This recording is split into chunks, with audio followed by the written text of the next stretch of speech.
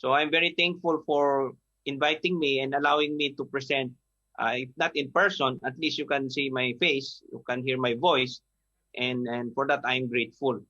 So if you are familiar, my region is in Mindanao, and it's an autonomous region.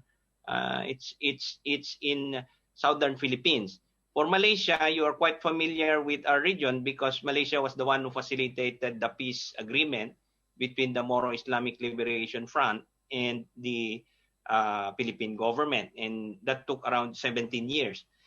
In a place like the Bangsamoro Autonomous Region in Muslim Mindanao, where we are in a post-conflict environment, the COVID-19 has hit hard our economic integration and connectivity to the rest of the Philippines.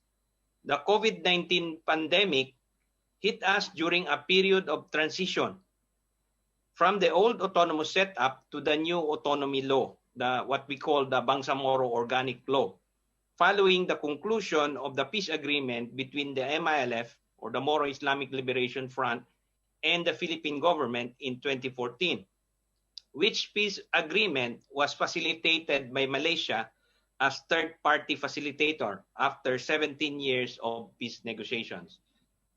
The economy of the autonomous region is largely agricultural, consisting about 50% or more of the regional economy. However, the region is mostly engaged in subsistence agriculture.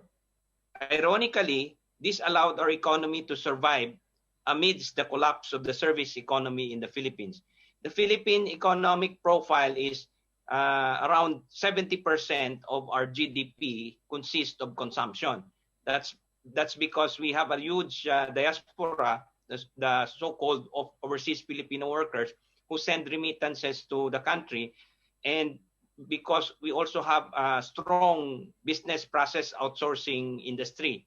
This is the one that at its simplest form is the call centers, what you call call centers, but has also improved so that it actually does a lot of things that are outsourced from the information communication technology industries.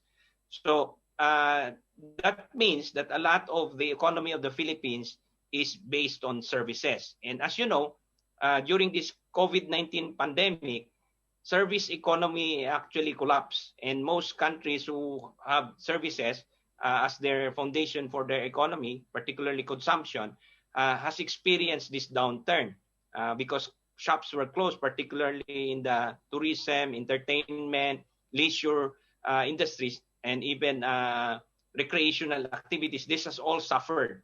So you can just imagine in the case of the Philippines, as with 70% consumption, this really hit us. So in the case of the BARM, our low base of economic development means that we cannot go lower. So during the pandemic, our subsistence agriculture allowed our people to be self-sufficient. But as I mentioned, the COVID-19 also hindered our economic integration process to national markets in the Philippines, as well as to neighboring countries, because of lockdowns to contain the pandemic.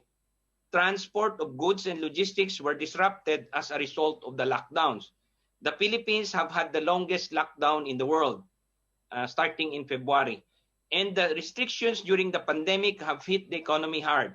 The Economist magazine says that the Philippines has experienced the most economic scarring among the various countries hit by the COVID-19. So we are on top of that list. Philippine GDP has gone down to 10% according to most economic measures. And that's all across the different groups that are measuring economic development.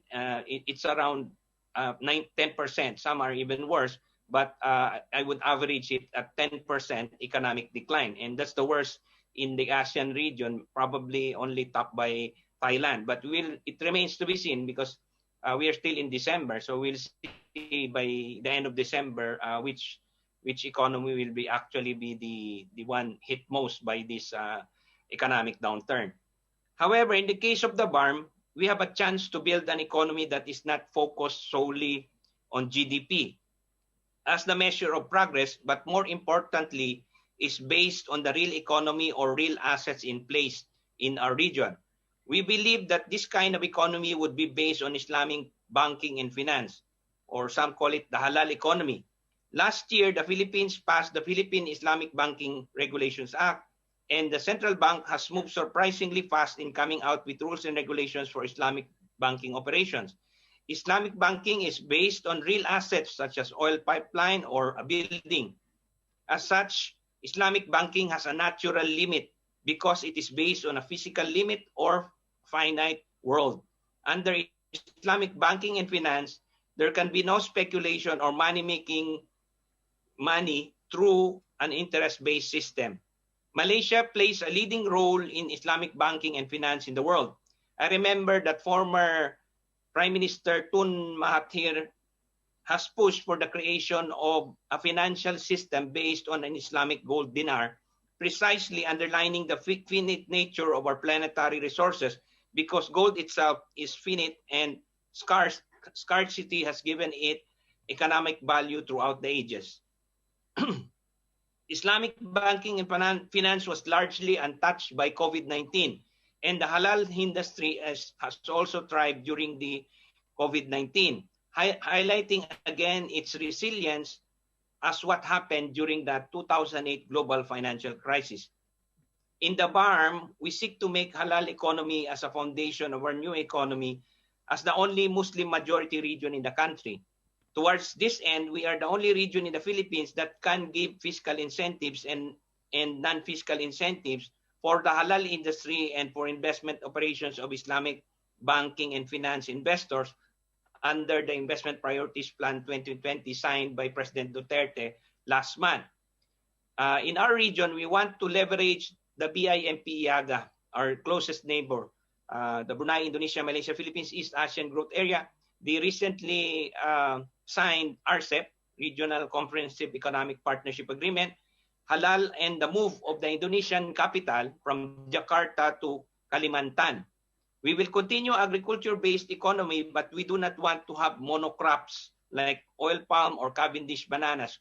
Cavendish bananas is one of our biggest exports in the region, but we are also looking at rubber, rice. We are a rice growing area. We are also a corn growing area and cassava growing area. As I said, 50% or more of our economy is based on agriculture. Because we are aware of climate change risks, we are also very conscious of food security. Food security has gone into the forefront of a lot of countries' concerns, particularly during this COVID-19. And the Food Agriculture Organization has warned that there will be more food insecurity in the years to come if we do not pay attention to the needs for more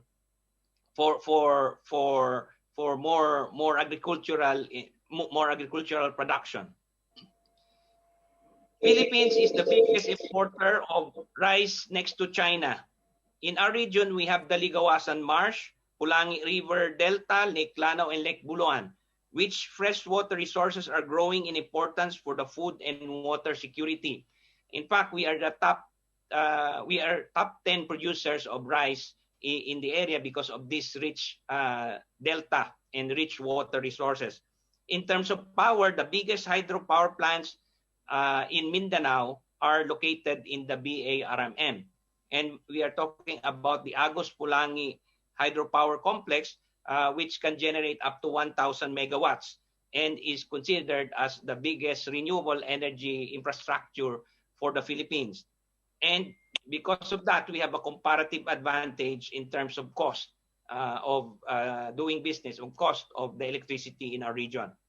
As a region that is least developed, we can be early adopters of the new economy and emerging technologies without burdensome legacy costs, particularly in the fields of information and communications technology.